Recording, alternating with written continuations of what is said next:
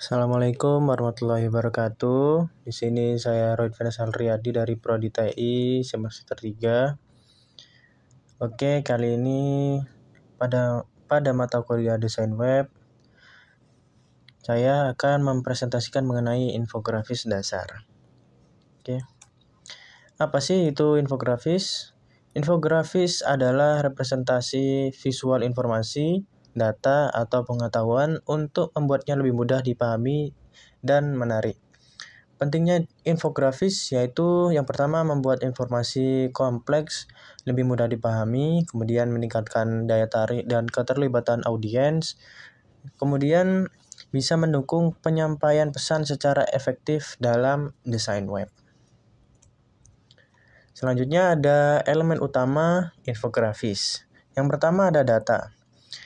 Pada infografis, data tersebut dijadikan informasi atau statistik yang menjadi dasar infografis. Kemudian yang kedua ada visual.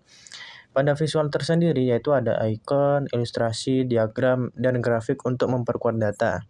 Kemudian yang ketiga ada narasi. Narasi pesan atau cerita yang ingin disampaikan melalui infografis. Kemudian ada layout, yaitu struktur dan aliran informasi agar lebih mudah dibaca. Kemudian di sini ada beberapa jenis-jenis infografis. Yang pertama yaitu ada statistik.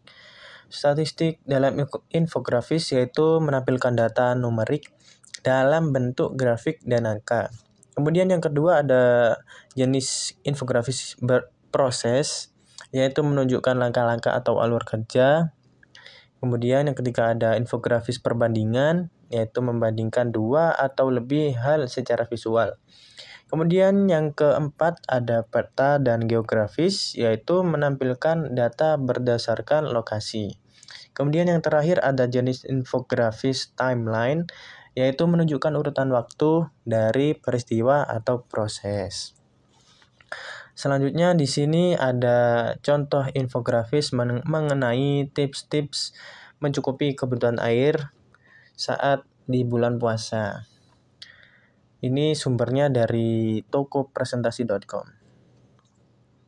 Oke, selanjutnya ada prinsip mengenai desain infografis. Yang pertama ada konsistensi visual, yaitu gunakan warna dan font secara konsisten. Jadi warnanya jangan terlalu banyak agar tidak terlihat terlalu ramai. Kemudian fontnya jangan terlalu banyak jenisnya, jadi cukup 1 atau 2 font saja. Kemudian yang kedua ada keseimbangan, yaitu jangan terlalu ramai atau terlalu sederhana. Jadi informasinya jangan terlalu banyak, cukup intinya saja yang disampaikan. Lalu untuk desainnya sendiri jangan terlalu ramai.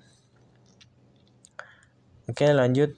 Yang ketiga ada kontras, yaitu agar elemen penting terlihat jelas. Jadi untuk elemen-elemen pentingnya seperti informasi yang ingin lebih disampaikan itu bisa lebih ditonjolkan. Oke, lanjut ada tipografi, yaitu memilih font yang mudah dibaca. Jangan seperti font-font Latin yang susah dibaca itu untuk menampilkan infografis karena dapat menyulitkan audiens untuk membaca dan memahami pesan yang ingin disampaikan dalam infografis tersebut. Oke, yang terakhir ada hierarki, yaitu memprioritaskan informasi dengan ukuran atau posisi. Oke, lanjut. Kemudian ada tools-tools yang digunakan untuk membuat infografis. Yang pertama yaitu ada Canva, kemudian yang kedua ada Infogram, kemudian ada Adobe Illustrator dan Visme. Di sini tidak diwajibkan untuk menggunakan 4 tools yang ada di sini, karena saya menampilkan di sini itu hanya untuk sebagai acuan aja, karena di luar sana masih banyak tools-tools yang bisa digunakan untuk membuat infografis.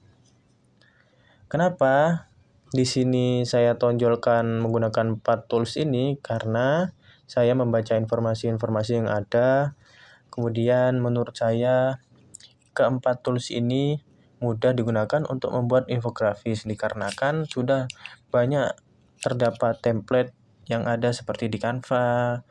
Itu sudah sangat memudahkan untuk membuat infografis. Jadi membuatnya itu lebih mudah.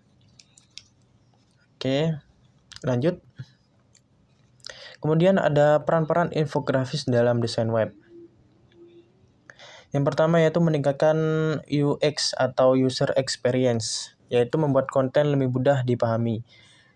Kemudian ada SEO atau Search Engine Optimization, yaitu infografis menarik, dapat dibagikan dan meningkatkan traffic.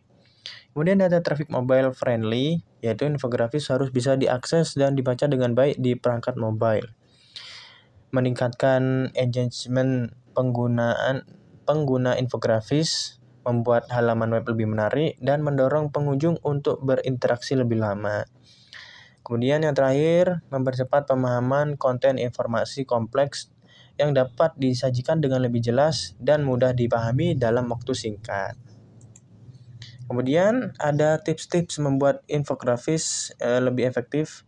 Yang pertama yaitu gunakan data yang valid dan relevan. Di sini data yang digunakan dalam infografis harus berasal dari sumber terpercaya dan up-to-date agar kredibilitasnya terjaga.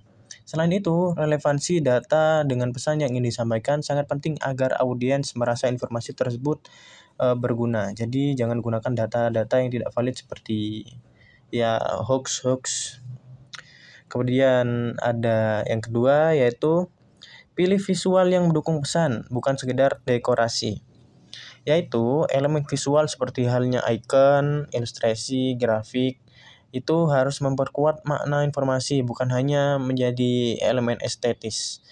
Seperti tadi itu ada tips mengenai kuat saat puasa, tidak haus gitu ya. Jadi tonjolkan seperti halnya ada gelas berisikan air, kemudian ada waktu-waktunya. Di situ kan terdapat seperti bangun tidur, sebelum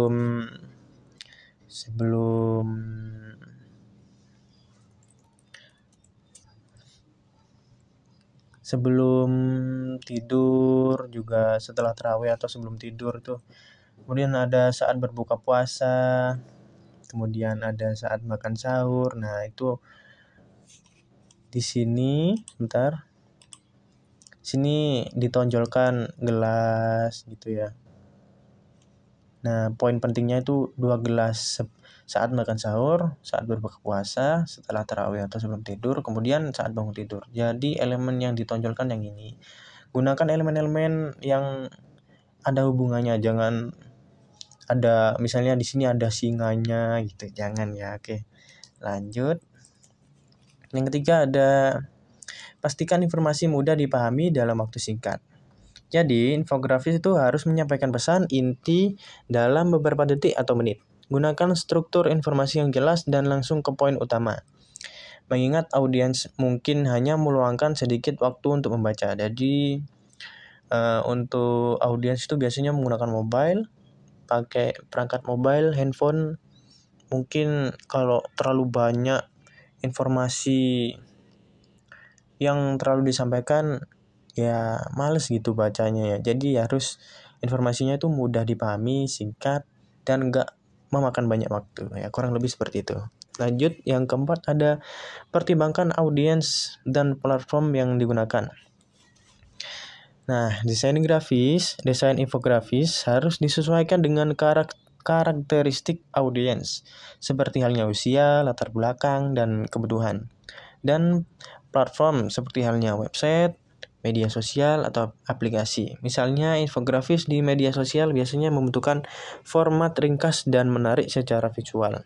Tips ini bertujuan untuk memastikan infografis tidak hanya indah dipandang, tetapi juga berfungsi secara efektif dalam menyampaikan pesan dan mempengaruhi audiens. Sekian dari saya, Rohit Finansial Riyadi. Terima kasih. Apabila ada yang ingin ditanyakan, bisa ditanyakan di kolom komentar. Apabila ada kurang lebihnya, mohon maaf yang sebesar-besarnya. Apa ada salah kata, mohon dibenarkan. Wassalamualaikum warahmatullahi wabarakatuh.